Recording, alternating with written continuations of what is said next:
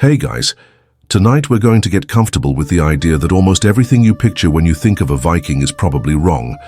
Forget the horned helmets, that was a Wagner opera thing, and forget the idea of some lone, chiseled hero waking up to a crisp Scandinavian sunrise before feasting on a leg of mutton and a flagon of ale. The reality was a lot smokier and smellier, and you'd be sharing your bedroom with a cow. Honestly, with the damp, the darkness, and the constant threat of a splinter the size of a chopstick, you probably wouldn't last a week. Your modern immune system would tap out by Tuesday. So before you get comfortable, take a moment to like the video and subscribe, but only if you genuinely enjoy what I do here. It's always nice to know you're all out there, listening in the dark. Go ahead and drop a comment with where you're listening from and what time it is. It's fascinating to see how this little corner of the internet spans the globe. Now dim the lights, maybe turn on a fan for that soft background hum, and let's ease into tonight's journey together. Your first sensation is the cold. Not a crisp, pleasant chill, but a damp, deep-seated cold that seems to emanate from the very earth beneath you. It clings to your skin, a persistent guest that has overstayed its welcome through the long night. You pull the rough, scratchy wool, blanket tighter around your shoulders. It smells faintly of sheep, wood smoke, and something else. Something vaguely human and lived in. Your mattress isn't a mattress. It's a wooden bench, perhaps softened with a lumpy layer of straw or a stiff animal hide, built into the wall of the great structure you call home. You try to open your eyes, but it makes little difference. The darkness inside is almost as complete as it was when you were asleep. It's not the sterile, absolute black of a modern room with blackout curtains. This is an organic, textured darkness, thick with the ghosts of yesterday's fire. A hazy grey gloom hangs in the air, a permanent indoor fog that stings your eyes and tickles the back of your throat. You've been breathing it all night. Every night. Then you hear the sounds, a soft rustling from a few feet away, the deep guttural sigh of a large man turning in his sleep, his breath a heavy rhythm in the quiet. Then a different sound, a low, resonant moo, followed by the wet, rhythmic sound of chewing. It's coming from the other side of a low wooden partition, so close you could reach out and touch it. That's Bessie, or whatever name you've given the family's most prized possession, the cow. During the harsh winter months, the livestock live in here with you. It makes perfect sense, really. The animals are protected from the elements and predators, and their body heat helps raise the temperature in the longhouse by a few precious degrees. It's just that their biological functions don't pause for the night. The air carries a rich, earthy aroma of manure that has become so familiar, it's almost comforting. Almost. You sit up slowly, your joints creaking in protest against the cold. The air that was merely chilly under your blanket is sharp and biting now. You can see a little better. In the center of the long, cavernous room, a single point of faint orange light pulses. The heart of the home, the langeldur, the long fire. It's a pit of embers, carefully banked last night to preserve the heat, and someone is already there, crouched low, gently blowing the coals back to life. You can just make out their silhouette against the growing glow. Your home is one enormous, open-plan space. Picture a massive overturned boat and you're close. Great curved wooden beams hewn from whole trees arc over your head, disappearing into the smoky darkness above. They look like the ribs of some colossal, slumbering beast. The walls aren't planked wood, but are made of wattle and daub, a lattice of woven branches packed with mud, clay, and animal dung, or in some places, thick-cut blocks of turf stacked high. There are no windows, not a single pane of glass to let in the light or the view. The only openings are the doors at either end and a long, narrow slit in the thatched roof directly above the fire pit. This is your chimney. In theory, it draws the smoke out. In practice, it mostly just invites the rain in and lets a portion of the smoke escape, while the rest holds a permanent party at eye level. You swing your legs off the sleeping bench, your bare feet meeting the cold, hard-packed dirt floor. It's uneven and littered with rushes that were fresh a few weeks ago, but are now flattened and fragrant, with the history of everything that's been spilled on them. You can smell last night's dinner, a lingering scent of boiled fish and root vegetables. You can smell the sour tang of spilled ale. You can smell wet wool, damp earth, and the undeniable perfume of 20 other people who haven't had what you'd call a proper shower in months. It's the smell of life, unfiltered and potent. As the central fire finally catches, flames begin to lick upwards, casting huge, dancing shadows that make the familiar space seem alien and alive. The faces of your family, your neighbors, all. The cohabitants of this longhouse are slowly illuminated. Weather-beaten faces, lined from sun and hardship, framed by tangled hair. Someone coughs, a deep rattling sound that echoes in the vast space. A baby begins to cry, its thin wail cutting through the morning calm. Historians still debate the precise internal layout of these homes and how much privacy, if any, a family could expect. Were there cloth partitions for every family unit, or was life just a continuous communal performance with no backstage? From where you're sitting, it feels very much like the latter. Your entire world, sleeping, eating, working, arguing, celebrating, happens right here, under this one long smoky roof, in full view of everyone. It's co-living on a level that would make a modern university student's dorm room feel like a private palace. Slowly, the house comes to life. The rhythm of sleep gives way to the rhythm of waking. People are moving now, their forms indistinct in the flickering firelight. There are chores to be done, water to be fetched from the well or stream, the animals to be tended to, the fire to be built up for the day's first task. And with the cold still biting at your skin and the smoke still scratching at your throat, a new sensation makes itself known, the hollow ache of hunger in your belly. The day has begun, and your body knows it's time for fuel. You wonder what will be on offer this morning. You don't move towards a table. There isn't one, not in the modern sense. Instead, you join the small cluster of people gathering near the now crackling central fire. The woman who tends the hearth, her face already smudged with soot, is using a long iron hook to drag a massive cauldron closer to the heart of the flames. The pot itself is a thing of beauty, in a rugged, functional way. It's not cast iron, but carved from a single large block of soapstone, a prized material that holds heat evenly and won't crack when subjected to the daily thermal shock of the fire. It's blackened by years, perhaps generations, of soot, until its original pale grey color is just a memory. This pot is the true center of the household. It is the source of warmth, of sustenance, of life. The concept of breakfast as a distinct, freshly made meal doesn't really exist for you. There are two main meals in a day, the dagmal or day meal, which you're about to have, and the natmal, the night meal, which you'll eat before darkness falls again. Historians still debate the exact timing of the dagmal. The name itself suggests it wasn't eaten at the crack of dawn, but rather a few hours into the day after the first and most pressing morning chores were done. You don't eat to start your day, you do some work, and then you eat to fuel the rest of it. The woman dips a large wooden ladle into the pot and gives it a stir. A thick, savory steam billows up, momentarily obscuring her face. It carries the same aroma you smelled in your sleep, but stronger now, more immediate. This is the smell of the sita, the perpetual stew. It's the ultimate life hack for a culture without refrigeration, or the time to be precious about 3 square meals. The pot is never truly emptied. Last night's natmal is the foundation for today's dagmal. Later today, whatever is, foraged, caught or butchered will be added to the pot, simmering for hours to become this evening's dinner. And the cycle continues. It's a living meal, a culinary heirloom that evolves daily. It's like a sourdough starter, but for your entire dinner, and it's been going for weeks, months? Who's counting? Someone hands you a bowl. It's carved from a burl of wood, worn smooth with use, its interior stained dark from 1,000 previous meals. You hold it out, and the woman ladles a thick grayish-brown substance into it. You look down.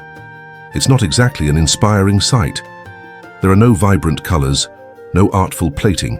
It's a homogeneous slurry of whatever the land and their labor had to offer. You can identify mushy chunks of turnip and the pale slivers of an onion. Coarse ground barley thickens the broth, making it a hearty porridge-like consistency. Floating within are shreds of salted cod from last night and perhaps a few morsels of mutton from the day before. Every bowl is a lottery. Sometimes you get a decent piece of meat. Sometimes you get the turnip that sat at the bottom for a little too long. You find a spot on a bench, away from the main traffic of people and animals heading for the door. There's no ceremony here. No family gathering around a table to discuss their plans.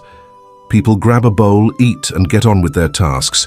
You use your spoon, carved from a sheep's bone, to take the first bite. The heat is immediate and welcome, chasing away the last of the night's deep chill. The flavor is familiar. It's deeply savory from the bone broth that is its soul, salty from the preserved fish, and earthy from the root vegetables. It is not exciting. It will likely taste very similar to how it tasted yesterday and how it will taste tomorrow, but it is hot, it is filling, and it is packed with energy. It's the flavor of reliability. Alongside the stew, there's bread. But you must banish any thought of a light, airy sourdough or a crusty baguette. This is a heavy, dense, unleavened, flatbread made from barley or rye flour, water and salt. It's cooked on a hot griddle or directly on a clean stone at the edge of the hearth.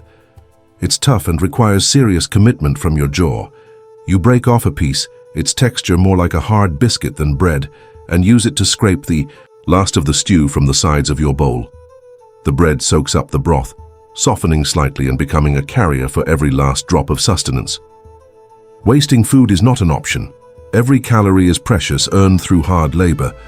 As you eat, you watch the longhouse empty out. The men and older boys, now fueled, are gathering their tools, axes, scythes, fishing nets. The women are planning their own work, weaving at the tall upright loom that stands in the corner, mending clothes, preparing hides, or heading out to the milking shed. Even the children have jobs. The world outside the heavy, creaking wooden doors is calling.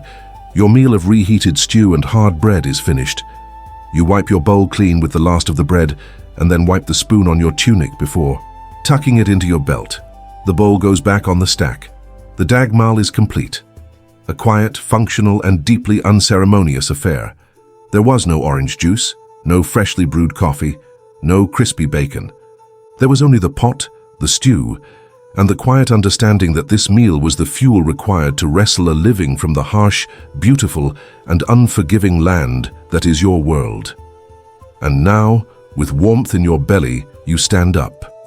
Your body ready for the work ahead. You head for the door, squinting as you push the heavy wood aside, ready to face the day. You push the heavy plank door open, and the world changes in an instant. The dim, smoky confinement of the longhouse gives way to the vast, cool openness of the morning.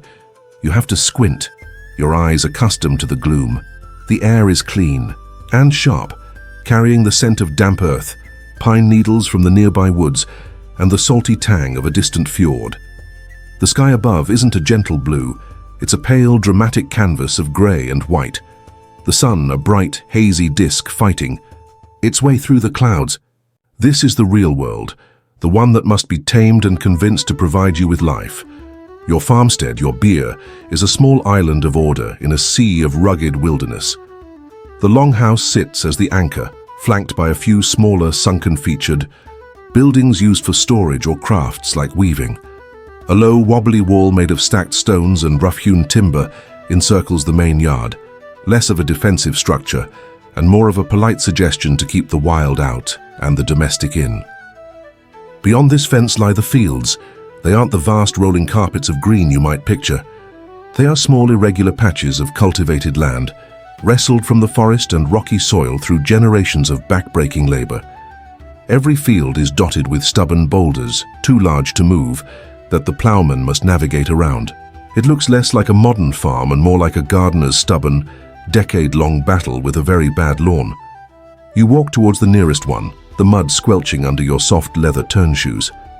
This is where the real work happens, the foundation of that stew in your belly and the bread you use to clean the bowl. Forget the stories of Vikings living solely on plunder and roasted boar.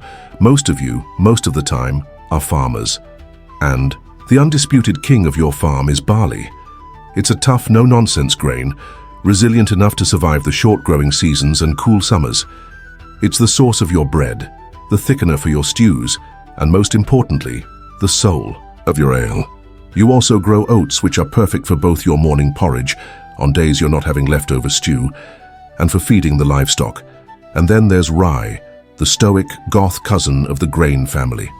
It can grow in poorer soils, where other crops fail, and it produces the darkest, densest, and sourest of breads. As for wheat, wheat is for chieftains and kings. It's a fussy, demanding plant that requires better soil and more sun than your land can usually offer.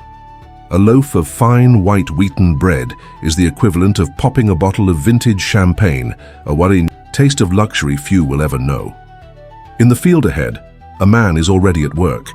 He grips the two handles of a simple wooden plow, the ard, shouting commands at a pair of massive, slow-moving oxen who are tethered to it. You stop to watch the timeless rhythm of the work.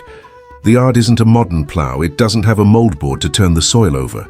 It is essentially a sharpened stick, reinforced with an iron tip, that gets dragged through the ground. It doesn't slice and flip the earth. It just sort of annoys it into a furrow. Because it doesn't fully turn the soil, the field must be plowed twice, once lengthwise and then again crosswise. This is why your fields are squarish, a checkerboard of cultivated soil, a telltale sign of this ancient technology. It's inefficient, but it's what you have. The man's muscles are coiled tight with effort as he leans his weight onto the ard, keeping the tip buried in the earth. The oxen strain against their yokes, their breath misting in the cool air. This is just one part of a relentless cycle. There was the spring ploughing, the summer weeding done by hand by the children, and the coming autumn harvest, which will be an all-hands-on-deck race against the first snows. That harvest won't be done with a grand sweeping scythe, but with a small curved iron sickle. Each family member will crouch or kneel, grabbing handfuls of stalks and slicing them one by one. It's slow, painstaking, and exhausting. Every single grain is a victory. Historians still debate the sophistication of your soil management. Are you practicing a careful 3-field rotation, leaving one field fallow each year to recover? Or are you just working the land until it's exhausted and then clearing a new patch from the forest? You certainly understand the value of fertilizer. The manure from the animals who shared your living space all winter is carted out here and spread across the fields, returning some of the richness to the soil. It's a closed system, a perfect if smelly circle of life. Your path takes you past a small open-sided shed where 2 women are working. This is the next step in the process. Between them is a pile of harvested grain from last year's stores. They are grinding it into flour, not with a watermill or a windmill. Those are technologies for another time and place. They are using a quernstone. It's a simple, effective, and grueling tool. A large, stationary flat stone sits on the bottom, and a smaller, heavier rider stone is placed on top. One woman pours grain into a central hole, while the other grips a wooden handle and rotates the top stone. The friction pulverizes the grains into a coarse, gritty flour. It's an upper-body workout that would humble a modern gym-goer. They will do this for hours. The fine stone dust from the quern will mix with the flour, adding a characteristic grit to your bread that will slowly but surely wear down your teeth over the years. You pause for a moment, truly comprehending. That single dense piece of flatbread you ate this morning was the end result of all this. The clearing of the land, the ploughing, the sowing, the weeding, the harvesting, the threshing, the winnowing, and the grinding. Hours and hours of human and animal labor, condensed into a single life-sustaining bite. The sun is a little higher now, its light gaining strength. The sounds of the farm are rising around you, the shouts of the ploughman, the rhythmic grinding. Of the quern, the distant bleating of sheep. Your gaze drifts from the fields towards another source of sound and activity, the animal pens. The grains are the backbone, but the creatures they share this land with are the warm, breathing, walking pantry. You leave the dusty checkerboard of the grain fields behind and walk towards the sounds and smells of the farm's living, breathing heart. The animal pens are a chaotic symphony of life, a chorus of bleating sheep, the occasional grumpy snort of a pig, and the deep, placid mooing of the cattle form the backdrop to your day.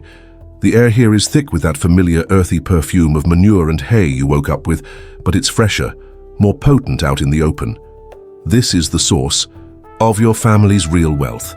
You don't count your riches in gold coins, you count it in heads of livestock. Raiding parties are just as likely to risk their lives to steal a herd of cows as they are to sack a monastery for its silver. There she is, the cow you shared a wall with all night. Now that you see her in the daylight, you can appreciate her properly. She is not the gentle giant black and white Holstein of the modern world. She is smaller, shaggier, with a thick, wiry coat of brown hair and shorter, sturdier legs. She is built for hardship, able to survive the cold winters and find forage on sparse pasture. She is your family's savings account, insurance policy, and dairy bar, all rolled into one four-legged cud-chewing package. A woman from the household is already seated on a low stool beside her, her head pressed against the cow's warm flank, skillfully squeezing jets of rich, frothy milk into a wooden pail. The sound is a steady, rhythmic hiss, a sound of pure sustenance. That pail of milk is liquid gold, but not in the way you might think. You almost never drink it fresh. Without refrigeration, fresh milk is a ticking clock, a race against spoilage that you are guaranteed to lose. Its real value lies in its potential, in its ability to be transformed into things that will last. The pail will be taken inside, not to be put on a table, but to be immediately processed. This is the true dairy magic, a cornerstone of your diet. Part of it will become butter. You can picture the process, the hypnotic plunge of the churn, a tall wooden cylinder where the cream is agitated over and over again.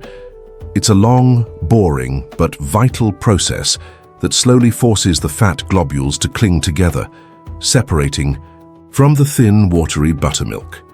The resulting butter is a dense yellow high-energy food that can be packed into barrels and kegs, sometimes even buried in a peat bog for preservation, where it can last for years. It will be smeared on your hard bread, melted into your stews and used for cooking, providing the essential fats you need to survive the cold. The rest of the milk is destined to become cheese and skyr. Historians still debate the exact recipes and techniques used, as cheesemaking was a folk art passed down through generations, not written in books. But the principle is simple. The milk is warmed and a coagulant, perhaps rennet from a calf's stomach, is added. It magically separates into solid white curds and a watery greenish liquid called whey. The curds are scooped out, salted, and pressed into wooden molds, squeezing out more whey and forming dense, hard cheeses that will be aged and stored, becoming a vital source of protein during the long, lean winter months. And then there is skyr. You might think of it as a thick yogurt, but it's technically a soft cheese. It's tangy, incredibly thick, and so rich in protein it's practically a meal in itself. It's made from skimmed milk, cultured and strained until it has the consistency of paste. It's a superfood, Viking style. And nothing is wasted. The leftover whey, the syra, is a valuable commodity in its own right. It's a sour but surprisingly refreshing drink on its own, and its acidity makes it a perfect pickling agent. You might use it to preserve meat or fish, the lactic acid acting as a natural defense against spoilage. Your gaze moves past the cattle to the other residents of the farm. The sheep are perhaps second only to the cows in importance. They are a dual-purpose animal, a walking hardware store and clothing factory. Their wool, thick and greasy with lanolin, is the raw material for nearly everything you wear, from your tunic to your socks to the blanket you slept under. It will be shorn, cleaned, spun into yarn and woven on the great loom in the longhouse. Eventually, when their milking and shearing days are done, they provide meat. Nearby, a few goats stare at you with what looks like unsettling intelligence. They are the ultimate survivors, able to thrive on scrubby brush and land that even the hardy sheep would turn their noses up at. They provide milk, cheese, and meat, and their uncanny ability to climb anything not nailed down provides a constant source of low-grade chaos. And then there are the pigs. These aren't the pink, placid animals of a children's book. They are lean, bristly, and look a generation or two removed from a wild boar. They are the farm's recycling program, left to roam and forage for roots, nuts, and whatever scraps are thrown their way. They are efficient converters of waste into delicious fatty pork. Even the chickens pecking in the dirt around your feet are different. They're small, fast, and fierce, looking more like their dinosaur ancestors than a modern broiler. A Viking-sized chicken is probably just a good single serving. Their eggs are a welcome treat, a perfect little package of protein. But their production is tied to the seasons and the available light. You look at this noisy, smelly, vital collection of animals. Your relationship with them is one of profound, unsentimental pragmatism. You care for them because your life depends on it. You know their habits, their illnesses, their needs. They are your partners in this difficult dance of survival. The morning chores are progressing. The milking is done, the animals are being led to their pastures. The farmstead, that small pocket of tamed land, is in order. Now your gaze and your thoughts drift further, beyond the stone walls and the cultivated fields, to the dark line of the woods and the wild hills beyond. The farm provides the backbone of your existence, but the wild pantry offers things you can't grow or raise yourself. With the morning's farm chores delegated and underway, you grab a woven basket and turn your back on the relative order of the beer. You walk away from the familiar smells of livestock and wood smoke and cross the invisible line into the wild. The air changes almost immediately. The open sky is swallowed by a thick canopy of pine and birch, and the world becomes a place of dappled light and deep, cool shadows. The ambient noise of the farm fades, replaced by a quieter, more ancient soundtrack. The gentle sigh of the wind in the high branches, the cheerful chirping of an unseen bird, the soft crunch of last year's leaves under your feet. This is not a recreational hike. This is grocery shopping. You carry no list, but your mind is a vast analog database of information, passed down from your mother who learned it from hers. It's a library of leaf shapes, bark textures, and flower colors. You know which patch of ground is likely to sprout wild garlic after a rain, which slope the best berries favor, and which plants are a ticket to a swift and unpleasant end. A mistake out here isn't like grabbing cilantro when you meant to get parsley. It can be your last. Your primary targets today are berries. It's getting late into the summer, and the forest floor is jeweled with them. You push aside a broad fern, and there they are, a low-lying patch of bilberries, the wilder, smaller, and more intensely flavored European cousin of the blueberry. You crouch down, your basket beside you, and begin to pick. The berries are small and delicate, and your fingers are quickly stained a deep purple blue. You pop a few into your mouth. The taste is explosive, a perfect balance of sweet and tart. That makes your jaw tingle. It's a burst of pure, uncultivated summer. This is a flavor you can't get from your fields of sensible, stolid barley. Some of these you'll eat fresh, a rare, healthy treat, but most are destined for preservation. They'll be laid out on wooden trays to dry in the sun, becoming sweet, chewy little nuggets that will be stirred into your winter porridge. Or they'll be boiled down over the fire with a little honey, if you're lucky enough to have some, into a thick, dark jam. A spoonful of this in the dead of winter, when the world is only shades of white and grey, is more than just food. It's a memory of sunlight. You move from the bilberries to a patch of lingonberries, their bright red color a tart counterpoint. They are too sour to eat raw, but they make a fantastic, sharp preserve that cuts through the richness of fatty meat. And if you were truly lucky, you might venture into the boggy marshlands to hunt for the most prized berry of all, the cloudberry. These golden orange berries are rare and elusive, a treasure that tastes faintly of honey and baked apples. Your foraging isn't limited to fruit. Your eyes scan the bases of the trees, and you spot a stand of hazel. You pull down a branch and check the clusters of nuts. They're still green, but in a few more weeks, they'll be ready for harvesting. You'll come back then and fill sacks with them. Hazelnuts are a miracle food, a perfect package of fat and protein that will keep all winter long, ready to be cracked open and eaten by the handful or ground into a paste. You veer towards a damper, shadier part of the woods. The air smells green and pungent like onions and garlic.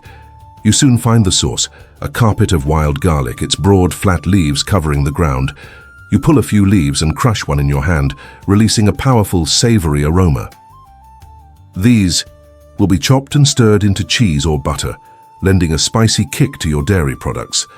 A little further on, you see a menacing-looking clump of stinging nettles.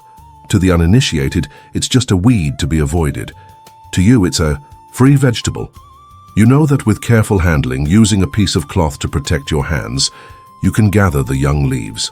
Once plunged into boiling water for just a minute, their sting disappears completely, leaving you with a delicious, nutrient-packed green that tastes remarkably like spinach. It's your spicy salad, as long as you cook the spice out of it first. Your search brings you to a fallen, mossy log. A cluster of pale brown mushrooms has sprouted from the decaying wood. You pause. This is where your internal database flashes a warning sign. Historians still debate the extent to which Vikings ate wild mushrooms. They were certainly abundant, but the knowledge required to differentiate the delicious from the deadly is highly specialized. Your grandmother taught you that some mushrooms were good for the pot, some were good for talking to the gods, and most were good for a quick trip to the afterlife. Without an expert at your side, it's a gamble. You decide to leave these particular ones for the squirrels. It's not worth a bad trip in any sense of the word. The basket is getting heavier now, filled with berries and greens. The farm provides the calories, the grains, and the dairy that form the bulk of your diet. But this, the forest's bounty, provides the nuance. It gives you vitamins that prevent the sicknesses of winter.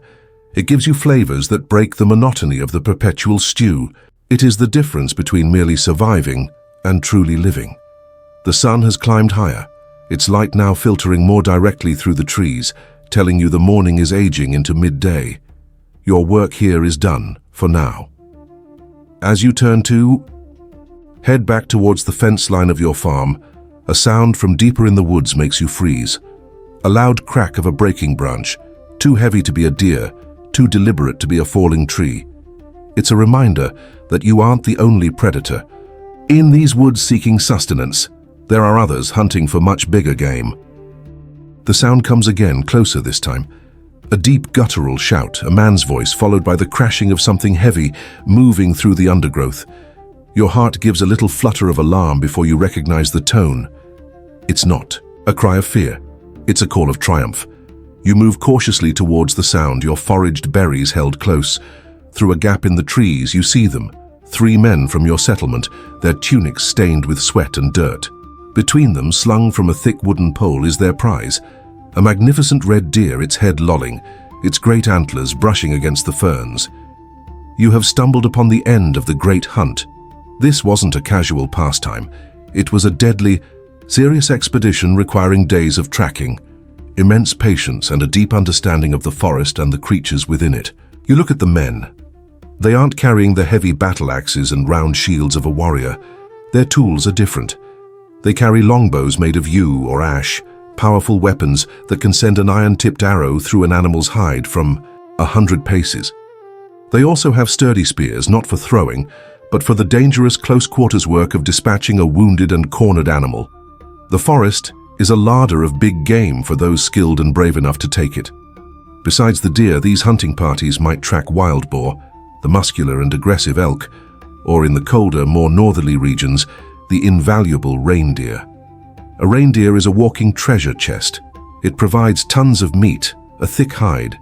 That makes the warmest winter clothing, sinew for strong cordage, and bones and antlers that can be carved into anything from spoons and knife handles to intricate combs. Hunting a bear was another matter entirely.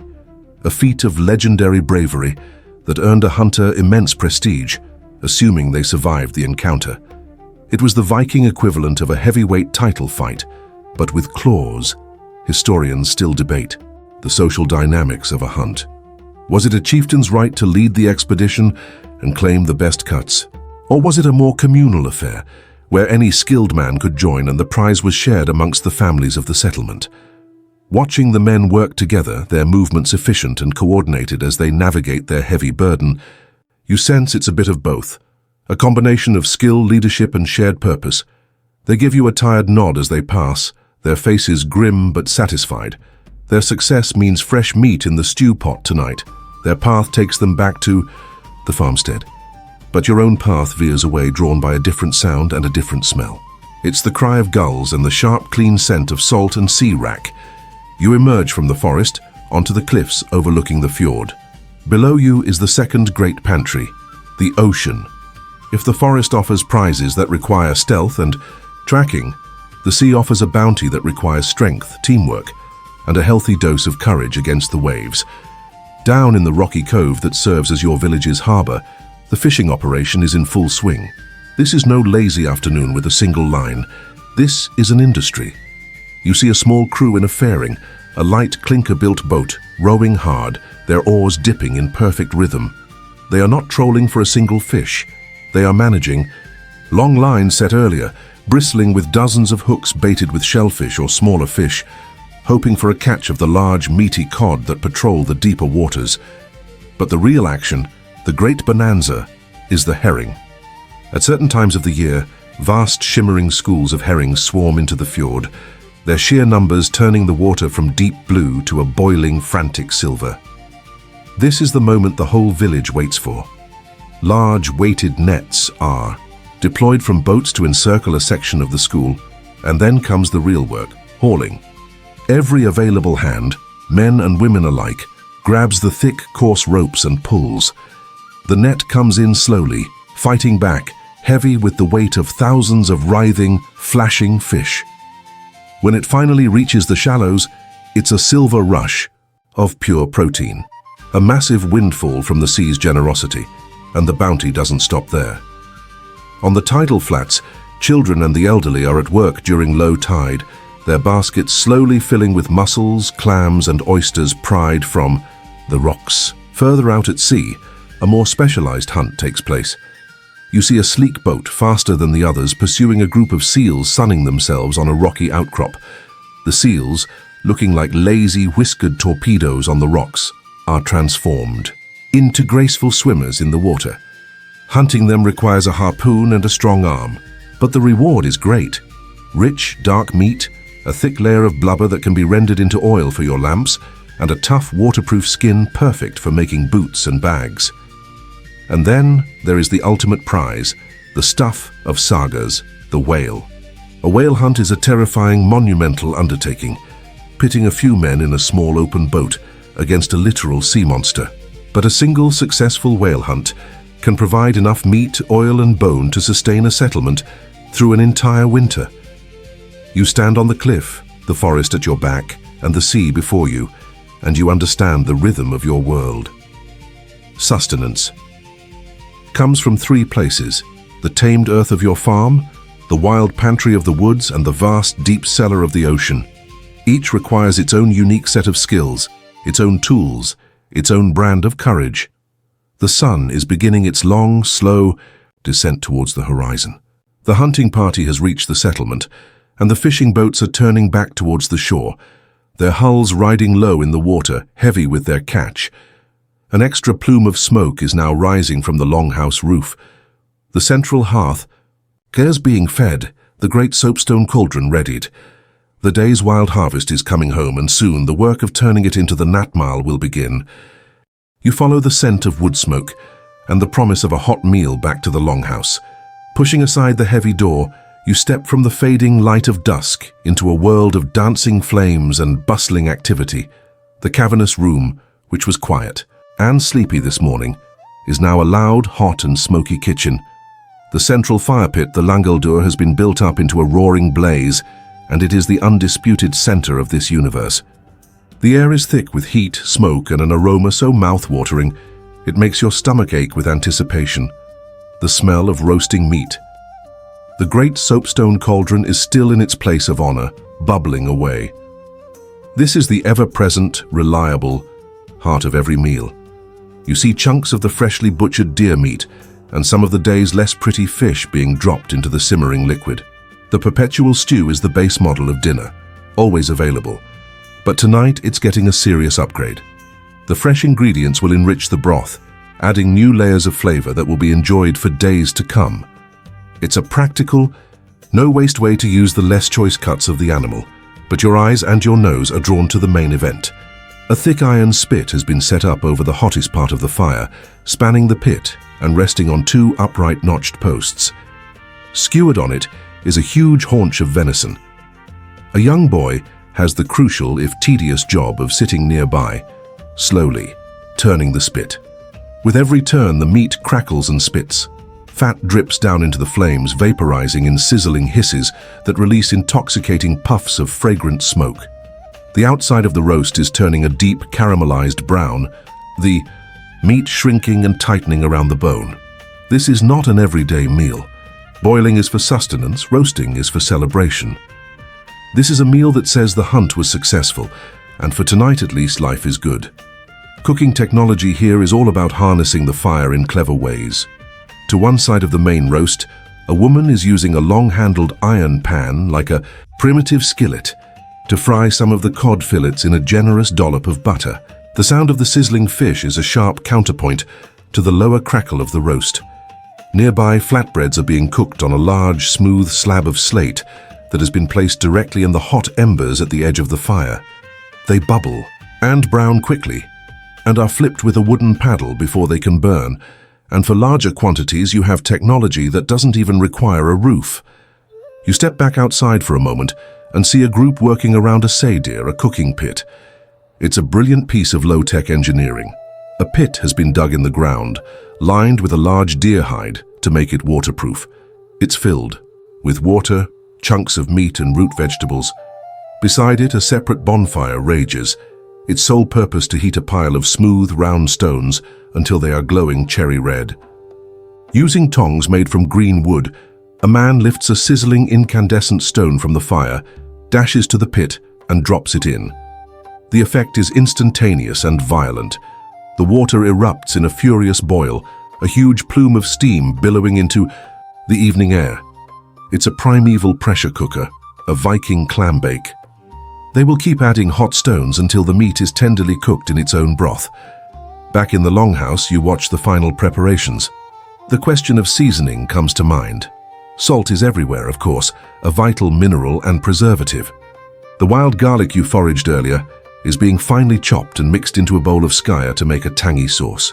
But beyond that, historians still debate the complexity of the Viking spice rack. Did you have dried bunches of wild herbs hanging from the rafters? Was there a small, precious stash of imported peppercorns for the chieftain's portion, or was the flavor profile of most meals limited to salt, smoke, and whatever grew nearby? Looking at the scene, it seems to be the latter. The flavor comes from the freshness of the ingredients and the transformative magic of the fire itself. There's no need to mask the taste of fresh venison or cod straight from the fjord. You reflect on the simple genius of it all. This is a complete culinary system, all powered by a single versatile heat source. The long fire is your stove, your oven, your grill, and your smoker all in one. The soapstone pot is your slow cooker, the slate slab your griddle, the iron spit your rotisserie. It's a kitchen that can be packed up and recreated anywhere you can find stones and wood. The roast is finally being lifted from the fire, its surface dark and crispy. The fish is flaked from the pan, golden and fragrant. The first steaming loaves of flatbread are being stacked. The natmal is ready. It's a feast born from the forest and the sea, cooked by the hearth. But as you look at the sheer amount of food, the rest of the deer carcass, the baskets overflowing with herring, you realize something else. You can't possibly eat all of this tonight or tomorrow. The celebration is temporary. The real work, the work that will keep you fed through. The coming winter is about to begin. The race against decay has started. The satisfaction of the natmal feast, the rich taste of roasted venison and freshly cooked fish, is a fleeting pleasure. It fades almost as soon as you've wiped the grease from your chin. Now, the true urgent work begins. The celebration is over. The factory is open. The longhouse, which was briefly a hall for feasting, is now an abattoir and a processing plant. The sheer volume of meat from the deer and the mountain of shimmering fish from the nets cannot be left until morning. Decay is a relentless enemy, and you must fight it with the only weapons you have: salt, smoke, air, and ice. Your first and most important tool is the wind itself. Outside, in the cool, crisp air, men are constructing the great wooden drying racks, the yalla. They look like enormous skeletal pyramids. The bulk of the cod catch is destined for these racks. You watch and help as the fish are processed in a brutally efficient production line. They are gutted, their heads are removed, and they are tied together in pairs by their tails. Then they are slung over the poles of the racks, exposed to the relentless, dry Scandinavian wind. There is no heat, no smoke. The cold air is the magic ingredient, slowly wicking every drop of moisture from the flesh. Over the coming weeks and months, these fish will become as hard and light as a piece of wood. This is scride, or stockfish. It's a perfect protein, rendered almost immortal by the simple power of the wind. It can be stored for years and will only become edible again after being hammered and then soaked in water for days. But it is the bedrock of your winter survival. For the meat and some of the fattier fish like herring, you turn to a more aggressive preservative: salt. You roll up your sleeves and plunge your hands into a barrel filled with coarse grey sea salt. It's rough and abrasive on your skin. Inside the longhouse, large wooden barrels and stone vats have been prepared. The process is a simple, tiring liturgy. A layer of salt, a layer of meat, a layer of salt, a layer of fish, and so on, until the barrel is full. You press it all down, forcing the salt into every crevice. The salt is a powerful desiccant, waging a chemical war on the meat, drawing out the water that bacteria and mold need to survive. Historians still debate the precise recipes for the brines and pickling solutions. Was it a carefully measured science, or did you just add salt until an egg would float in the resulting slurry? Either way, the result is food that can last, but at a cost. Anything preserved this way will be incredibly salty, requiring lengthy soaking before it's palatable. The fresh taste of the hunt is sacrificed for the promise of a meal in February. Next, you move to the smokehouse. It's a small windowless hut, and as the door opens, you are hit with a wall of thick, pungent smoke that stings your eyes and catches in your throat. Inside, it's a dark, resinous cathedral of preservation. Strips of venison and fillets of salmon are hanging from the rafters, twisting slowly in the eddying smoke. On the floor, a fire of damp hardwoods and peat smolders, carefully controlled to produce almost no flame and a maximum amount of smoke. This isn't cooking, it's curing. The chemical compounds in the smoke permeate the meat, acting as a powerful antimicrobial and antioxidant, while also slowly drying it and adding a deep, rich flavor. The smokehouse is a flavor machine, transforming fresh meat into something else entirely, something savory, smoky, and built to last. Then there is the strangest method, the one that relies on taming decay with more decay. Fermentation. You might call it pickling's weird alchemical cousin. You've already seen how milk is transformed into skyr and cheese. The same principle is applied to meat and fish. The acidic whey, the sera that was a byproduct of cheesemaking, is now used as a pickling medium. Chunks of meat or fish are submerged in it, and over time the lactic acid both preserves the food and gives it a distinct sharp sour tang. This is survival science at its most daring, a form of controlled rot that would make a modern health inspector not just faint, but flee the country. For some, like the infamous Greenlandic fermented shark, Hakal, this process is the only thing that makes the food edible at all, by neutralizing natural toxins in the flesh. Finally, you have one more great ally, winter itself. When the deepest cold of the year sets in, you can create a natural freezer. You can dig a deep pit, line it with insulating layers of straw and peat, and then pack it tightly with snow and blocks of ice cut from the frozen fjord. Fresh meat from a winter hunt can be buried in this ice cellar, where it will remain frozen, solid, perfectly preserved until you need it. You step back and survey the scene. The farmstead is now festooned with food in various states of transformation. The air is heavy with the competing yet harmonious smells of salt and smoke. The fresh, bloody work of the butchering is done, replaced by the methodical scientific work of preservation. The taste of winter is all around you. It is the taste of salt, the taste of smoke, the taste of sour fermentation. It's not the bright, vibrant flavor of the feast, but a deeper, more resilient one. It is the taste of foresight, of labor, and of security. It is the taste of a full pantry, a promise that you will see the spring. With the food for the coming months now secured, a different kind of thirst arises, one that can't be quenched with water. The last barrel of salted meat has been sealed. The last of the stockfish are twisting in the wind. The intense, frantic energy of the preservation work subsides, leaving behind the pleasant ache of tired muscles and a profound sense of security. The longhouse, now clean of the butchering's evidence, settles into a calmer rhythm. The central fire, no longer a raging furnace for cooking, is banked into a soft, glowing heart that pushes back the gathering shadows. It's in this moment of communal exhaustion and satisfaction that your thirst makes itself known. A deep cellular need for something more comforting than water.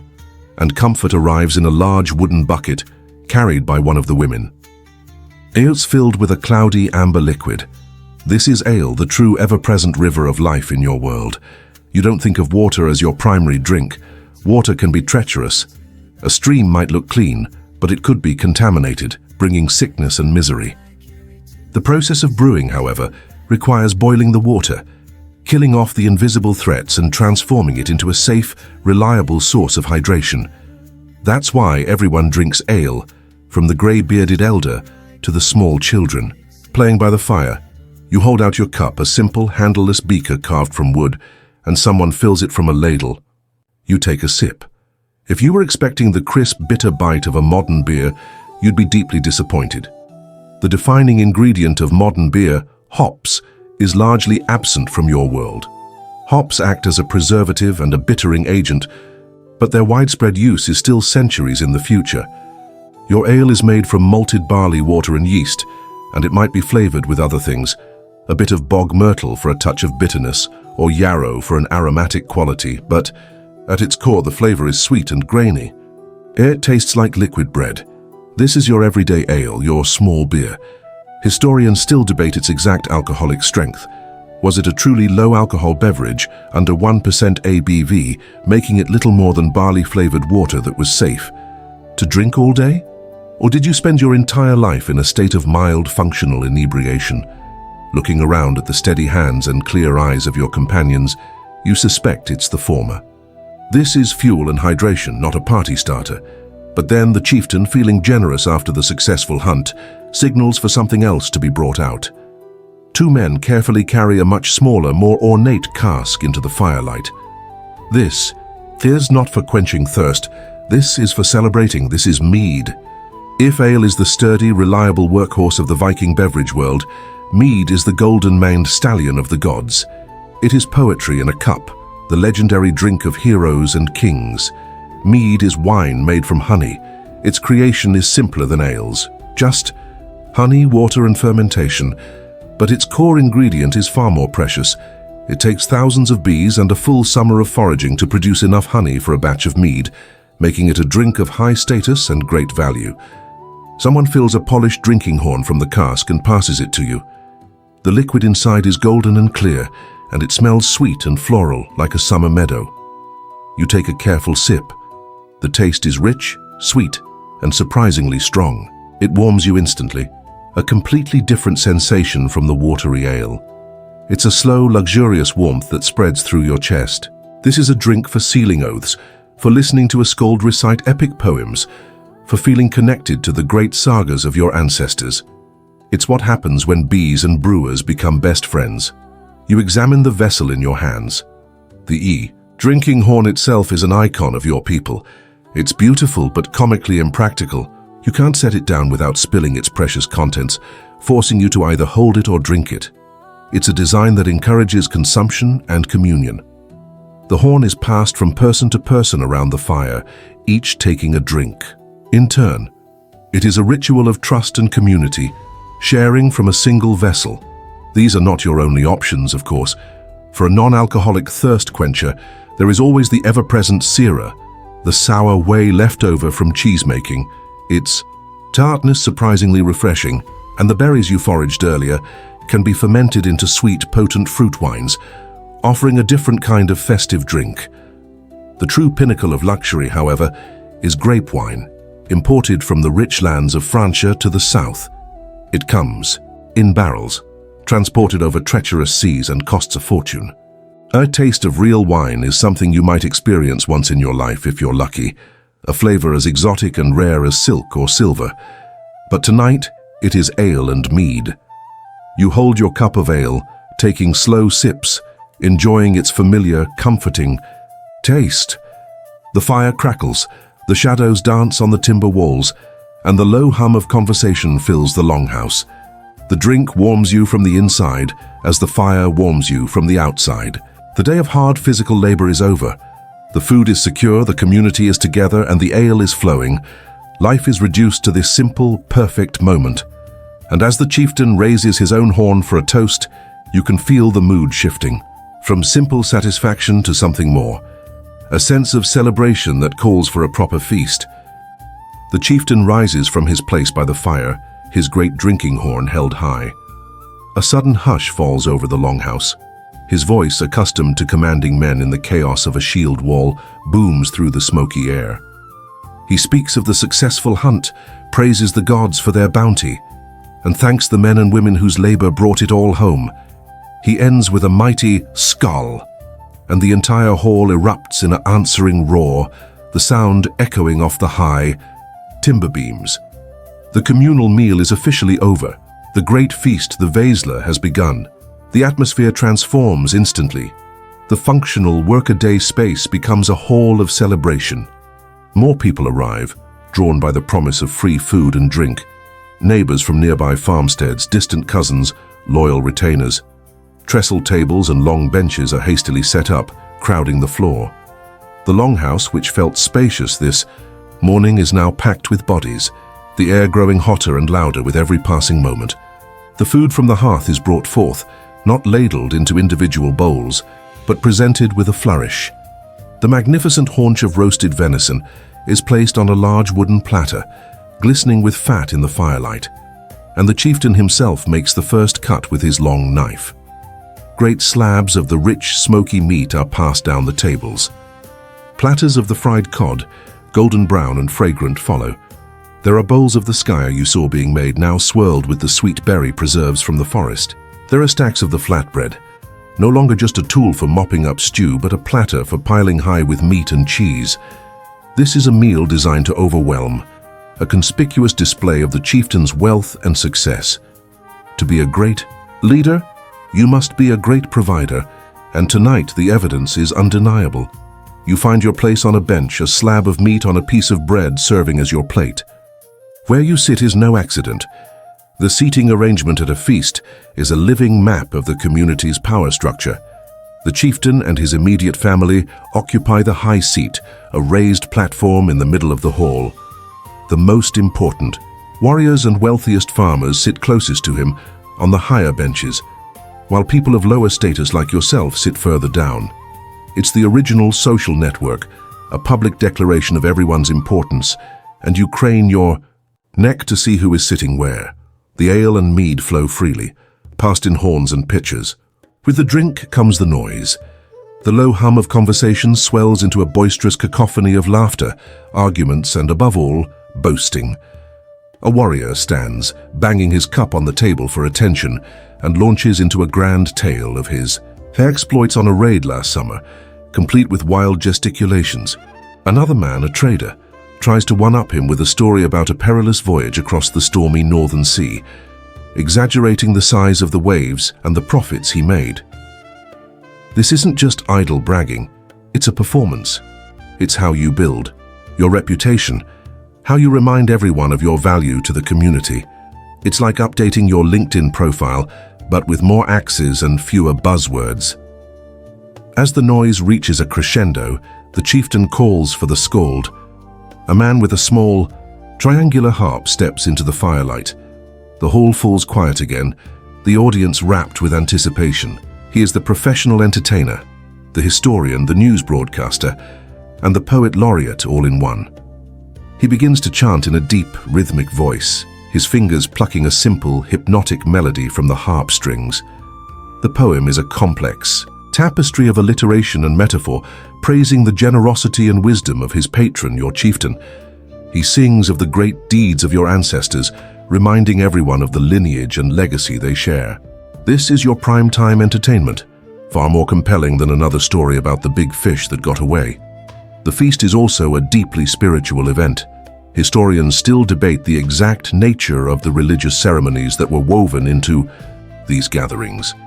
Were formal sacrifices or blots performed right here in the hall, or were those held at sacred groves outdoors? The lines are blurry, but the religion is here. A special horn is passed around, and with each drink a toast is made to the gods, to Odin for wisdom and victory, to Thor for strength and protection, and to Freya for fertility and the harvest you have just secured. The feast itself is an offering, a way of sharing your good fortune with the divine powers who granted it. This is all political theater, of course. By hosting this grand feast, the chieftain is reinforcing the bonds of loyalty. He is proving he is a true ring giver, a lord who rewards his followers. Near the end of the night, he might do just that, presenting a loyal warrior with a new sword or a trusted advisor with a silver armband. These are not just payments, they are public declarations of favor, binding the recipient ever closer to his lord. You look around at the flushed faces, the greasy chins, the eyes bright with mead and firelight. This roaring, vibrant, chaotic scene is a world away from the quiet, monotonous reality of your daily life. The feast is a pressure valve, a necessary release from the toil and hardship. It is the glue that binds the community together, the engine of its politics and the heart of its spirit. As the night wears on, the energy finally begins to wane. The fire burns low, the poet's tales are finished, and a contented, heavy-lidded silence begins to settle. Your thoughts, however, drift away from the warm, sleepy hall, out onto the cold, dark sea. You think of those who aren't here, the men out on longships, for whom a meal is a very different affair. The warm, hazy memory of the feast dissolves in the sharp, cold light of morning. The laughter and the poet's songs are gone, replaced by the cry of gulls and the rhythmic splash of waves against the shore. The call has come. A voyage is beginning. You are not celebrating in the longhouse now. You are down at the fjord, part of a human chain loading provisions onto the lean, beautiful, and terrifyingly Spartan vessel that is the longship. You look at the ship, your home for the foreseeable future. It is a masterpiece of design, built for speed and flexibility. What it is not built for is comfort. There is no galley, there is no cabin, there is no cargo hold. The entire ship is essentially one long, open deck, dominated by the mast and the benches for the oarsmen. Every spare inch of space must be carefully managed, and the most precious space is allocated to the fuel that will drive the human engines of the oars, the food. The first barrels being carefully lowered into the center of the ship contain no treasure. They contain the most valuable commodity on any sea voyage, fresh water. It's a finite resource, guarded jealously and rationed strictly. Once it's gone, your only option is to find land, and fast. After the water comes the food, and the food. Groups are simple, hard, dry, and salty. You help heave a rough burlap sack aboard. It's surprisingly light for its size, and it rattles as if filled with kindling. This is the stockfish, the wind-dried cod you saw being prepared on the great racks. It is the perfect sea ration. It weighs very little, it takes up minimal space, and it is so utterly devoid of moisture that it will not spoil for years. It is pure preserved protein. It is also, at the moment, completely inedible, with the texture and consistency of a roofing shingle. Next come the heavy barrels of salted meat, mostly fatty pork. This is the caloric heavyweight of your sea diet. Packed in brine, it will keep for the duration of the voyage, providing the energy needed for the grueling work of rowing. It's a dense, greasy, and intensely salty supply that will be a welcome. If challenging change from the fish, then you see the sacks of bread being loaded, and the term must be used loosely. This is hardtack. To make it, a simple dough of flour, water, and a little salt is baked, then broken up and baked again, and perhaps a third or fourth time, until it is a series of rock-hard, moistureless biscuits. It's food reduced to its most basic, durable form. It is so hard you could probably knock a man out with it. In fact, that might be a better use for it than trying to eat it directly. It's less a foodstuff and more a building material that happens to be digestible. This is the core of your diet for the weeks to come: stockfish, salt pork, and hardtack. To supplement this holy trinity of preservation, there are a few other supplies. Wheels of the hard, dry cheese you saw being made, which will keep well in the cool sea air. A few small kegs of butter, and sacks of dried peas and barley. There is no ale or mead. On a ship, alcohol is a liability, and its weight and volume are better used for water. So how do you eat this stuff? The answer is simply and miserably. There is no scheduled mealtime. You eat when you can, when your turn at the oar is done. You might take a piece of stockfish and simply gnaw on it, slowly softening the fibers with your saliva until you can tear a piece off. Or you might use the hilt of your seax, your utility knife, to hammer it into shreds. The hardtack is impossible. To bite directly, You have to either smash it into smaller pieces or soak it in your ration of water, turning it into a lumpy, joyless porridge. On the calmest of days, a small luxury might be possible. An obscure piece of technology might be brought out, a shallow wooden box filled with sand and stones. In this fireproof box, a tiny, carefully tended fire could be lit, enough to warm a small pot of water to soften your hardtack or to create warm gruel from the barley. But this is a rare treat. A rogue wave or a sudden gust of wind could send sparks flying onto the tarred ropes and dry sail, turning your ship into an inferno in seconds. For the most part, the only thing getting cooked on this voyage is you, by the relentless sun and the chafing, salty wind. The only hope for a fresh, hot meal is to trail a fishing line over the side and pray for a lucky catch. You look at this bleak assortment of provisions and a chilling thought enters your mind. Historians of the future will debate how you and your shipmates didn't all succumb to scurvy. On a diet of dried fish, salt meat and hard bread, there is virtually no vitamin C. Did you bring a small, secret stash of preserved lingonberries? Did you chew on pine needles? Or were most voyages simply a race against the clock, a desperate dash to your destination before your teeth started to loosen and your joints began to ache? The last of the provisions are stowed. You find your place on a sea chest which contains your few personal belongings and serves as your seat at the oar. The familiar warm, smoky smell of the longhouse is a fading memory, replaced by the sharp, clean smell of tarred wood, damp wool, and the vast, cold sea. The great square sail is unfurled, and it cracks as it catches the wind. The ship surges forward, pulling away from the shore, away from the world of feasts and fresh food and out into the great hungry expanse of the ocean. The voyage ends as it began, with the scent of land. But this time it is the welcome, familiar smell of home. The weeks at sea, a monotonous blur of grey waves, grey skies, and the grey taste of salt-laced rations are finally over. The longship glides back into the fjord, its great square sail lowered, and the cheers from the shore are the sweetest sound you've ever heard. You are weak, you are thin, your skin is cracked by sun and salt, but you are back. And you did not return empty-handed. The entire settlement gathers at the shore, not just to welcome you, the survivors, but to witness the unloading of the spoils. This is the payoff for the hardship, the reward for a diet of stockfish and hardtack. You watch as the crew begins to pass the cargo ashore. It's a strange and wondrous collection of goods that look utterly alien next to the familiar wood, wool and iron of your homeland. There are bolts of shimmering silk from the great city of Miklagard, Constantinople, so smooth and bright they seem to have trapped the light inside them. There is fine, delicate glassware from the Rhineland, a world away from your sturdy wooden cups and drinking horns. There are chests filled with amber, furs and walrus ivory, ready to be traded on the next leg of a journey. And then there is the food. A barrel is rolled off the ship with a reverence usually reserved for a king.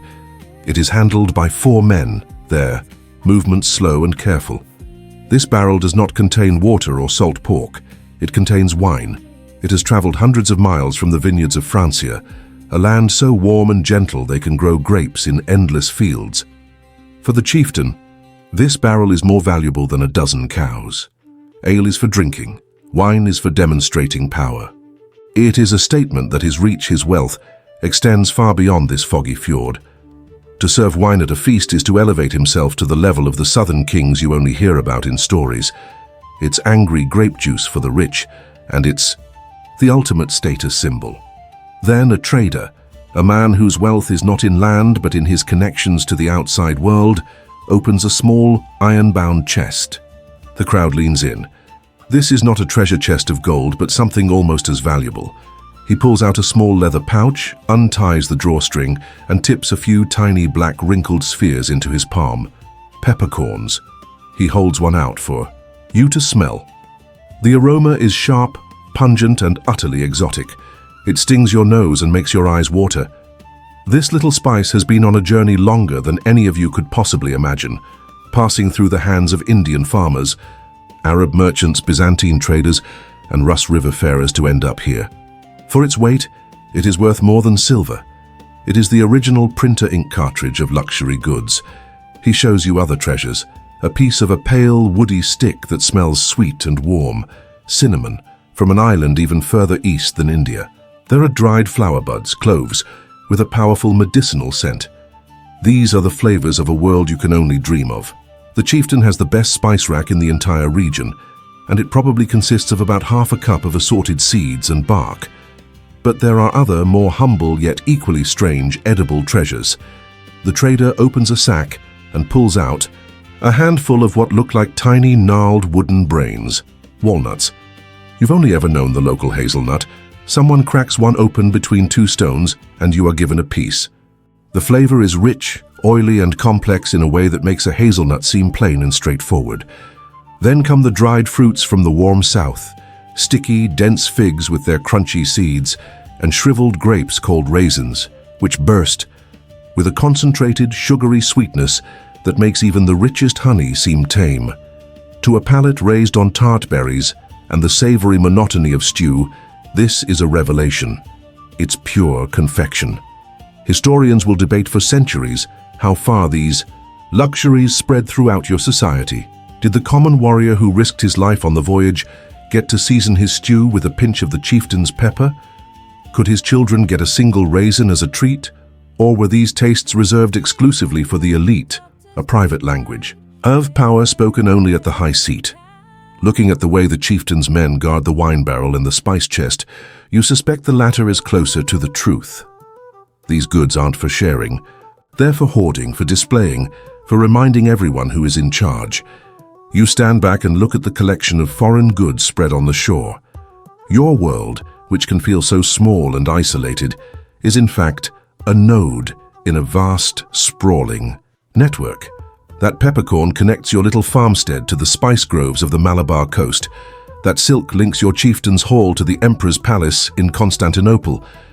The price of that connection was a long, dangerous voyage fueled by the worst food imaginable.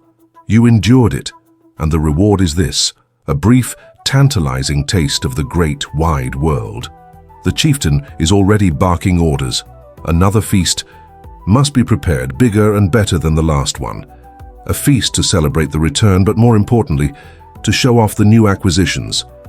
The new wine will be poured, and a special roast will be seasoned with a few precious crushed peppercorns. The voyage is over. The profit is home, and now it must be converted back into the currency that truly matters in your world: status. The excitement of the homecoming and the promise of another feast is a heady, intoxicating thing.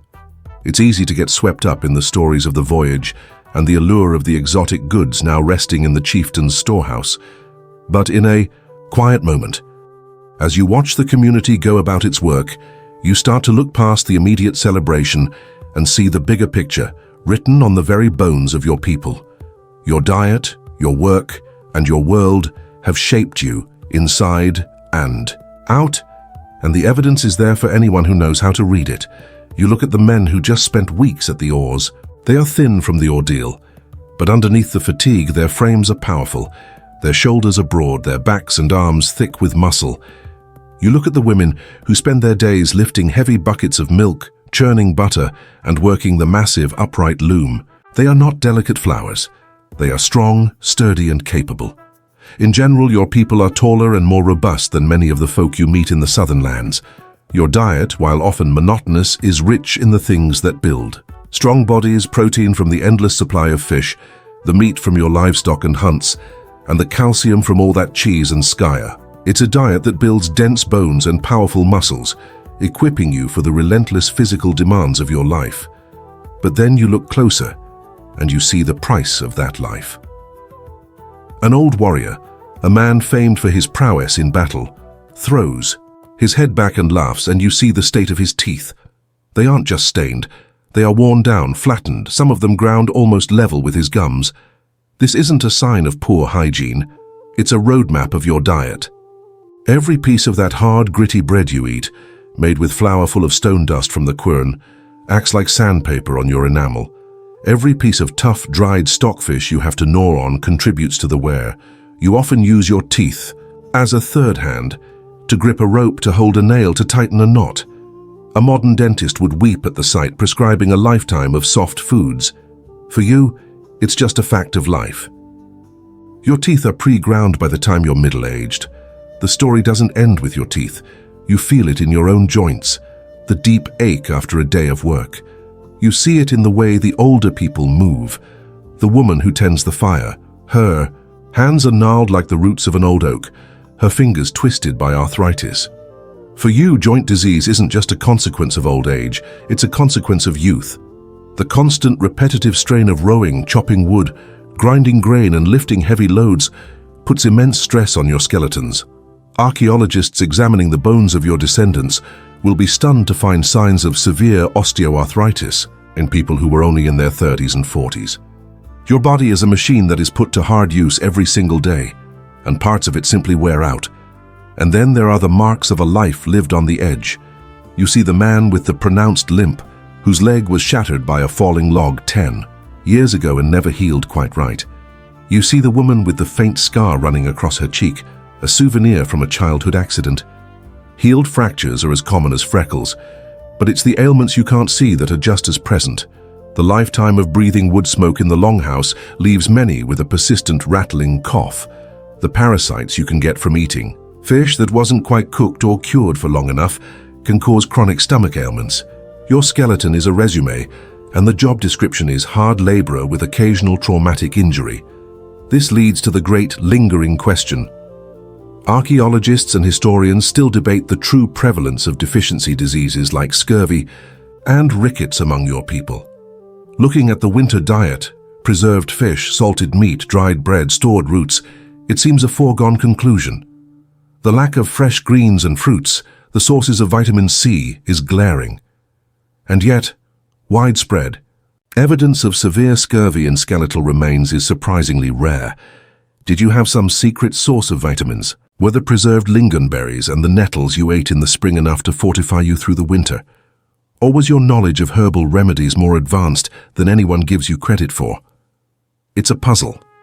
You know that by the end of winter, you feel a deep unshakable fatigue and a longing for the first green shoots of spring, but you endure.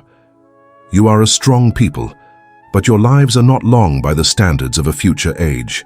To see your 50th winter is a remarkable achievement. Many children don't survive their first few years. A simple infection from a cut can be a death sentence. Life is a constant, precarious balance. The larger-than-life heroes of the sagas, the ones who feast and fight and seem invincible, are the exceptions. The reality is you, your family, your neighbors, strong, resilient, and resourceful, but also marked, scarred, and worn down by the world you inhabit. Your body is a testament to both the nourishing power and the brutal limitations of what you eat and what you do. It's a story of survival, written in bone and sinew. All the knowledge you have of farming, of feasting, of trading, of preserving, is built upon a single fragile assumption, that the harvest will come and the sea will provide. But this year, the assumption failed. The spring was too wet. The summer too cold. The barley grew thin and stunted, its heads heavy with blight instead of grain. A sickness swept through the cattle, leaving half the herd dead in the fields. The great reliable engine of your survival has sputtered and stalled. And now you face the great silent terror that haunts all of your stories. Famine. The longhouse is a different place now. The boisterous energy of the feast is a ghostly memory. A deep, weary silence has taken its place, broken only by the whistling of the wind through the thatch and the listless coughing of a child. The great central fire, once a roaring symbol of abundance, is now kept to a small, miserly smolder to conserve precious firewood. The air, once thick with the smells of roasting meat and wood smoke, now carries a thin, sour scent of hunger and damp wool. The perpetual stew pot still hangs over the embers, but it is a cruel mockery of its former self. It's a thin, watery gruel, thickened with a few handfuls of ground-dried peas. There is no meat, there are no root vegetables. Its warmth is fleeting, offering little comfort and even less nourishment. You look at the faces of your family in the dim light. Their skin is pale and drawn tight over their cheekbones, their eyes large and hollow. The strength you took for granted, the sheer physical power of your people, has been leached away, replaced by a profound bone-deep lethargy. You know the state of your stores without even looking. The great racks outside are bare, the last of the stockfish eaten weeks ago. The barrels of salt pork are empty, their insides scraped clean. The last wheel of hard cheese was divided and consumed a fortnight past. The leather pouches of dried berries and nuts are empty. The gnawing hollow ache in your belly is no longer a simple signal to eat. It is the constant, oppressive background noise of your existence. This is when the definition of food begins to change. The first stage of desperation was eating the capital. The breeding animals, the very future of your herd, were slaughtered for their meat. The grain you had carefully stored for the spring planting was ground into flour and eaten. A terrible gamble that sacrifices tomorrow for a chance to survive today. When that was gone, you moved on to things you would never have considered edible. You've taken old leather hides, scraped them clean of their hair and boiled them for hours and hours, trying to render a weak, gelatinous broth from the collagen. Now, you have reached the final, most desperate stage of survival. You must eat. The forest itself. You walk into the woods, not with a basket to gather berries, but with an axe to strip bark from the trees. You don't take the rough outer bark, but the thin, pale, fibrous layer of inner bark, the phloem. This is what you will use to make bread. The process is grueling. The strips of inner bark from pine and elm trees are dried slowly by the fire, then pounded with a heavy stone until they begin to break apart. Then comes the grinding, using the same quernstone that once gave you flour, but now you are grinding wood. It's a slow, difficult process that produces a coarse, brownish powder that looks and feels like sawdust. This powder is your new flour. You mix it with a handful of crushed moss or lichen, adding just enough water to form a sticky, fibrous paste. There is nothing else to add. You shape this paste into flat, sad-looking cakes and cook them on a hot stone at the edge of the dyeing fire. This is bark bread, the bread of famine. You take a piece, it is heavy and dense in your hand, you bite into it. The taste is exactly what you would expect. Bitter, resinous and woody. Tiny, sharp splinters of bark scratch your throat as you swallow. It sits in your stomach like a stone, quieting the immediate, painful pangs of hunger. But it gives you almost no energy. It is a lie you tell your own body, a placebo for starvation. It is high in fiber and low in absolutely everything else that matters. As you sit here, chewing on wood, a grim question hangs in the silent air. What comes next? Historians and archaeologists still debate the social consequences of a famine like this. Does the desperation forge you into a raiding party, willing to risk everything to attack a neighboring settlement that might have food? Or does the deep cellular weakness that has taken hold of you prevent such action, causing the community to simply collapse inward, huddling in the dark, waiting for the end? Looking at the exhausted faces around you, the latter feels more likely. All the glory, all the sagas, all the silver and silk brought back from distant lands, it all means nothing now. Your world has shrunk to the size of this cold, smoky longhouse, and the simple, brutal equation of calories expended versus calories consumed. This is the reality that underpins everything. This is why you work so hard, why you hoard and preserve, why a chieftain's first duty is to provide, because you know that the margin between a celebratory feast and a mouthful of bitter bark is terrifyingly thin. And as you lie down on your wooden bench for another long, cold night, there is no guarantee you will see the spring. But that grim winter of bark bread and boiled hides was a year ago, a lifetime ago. The spring did eventually come. The first green shoots of wild garlic were the most beautiful sight you had ever seen. The summer that followed was kind. The barley grew tall, and the fishing nets came up heavy. The pantry is not empty now, it is secure. The memory of that hunger is a ghost that still lingers, but it is a ghost that serves only to make the present moment, in all its simple reality, feel like a quiet miracle. The day is done. The natmal, a simple but satisfying stew, is a warm presence in your belly. The traders have gone to their own homes, the chieftain to his high seat, and the longhouse has settled back into its familiar domestic rhythm.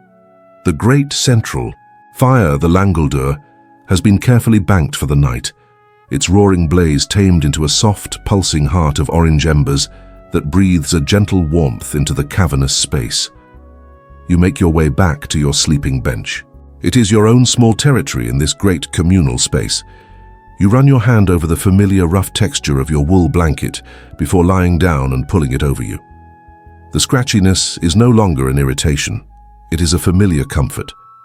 The air is cool, but the deep chill of starvation is gone. You are simply tired from a day of good, honest work.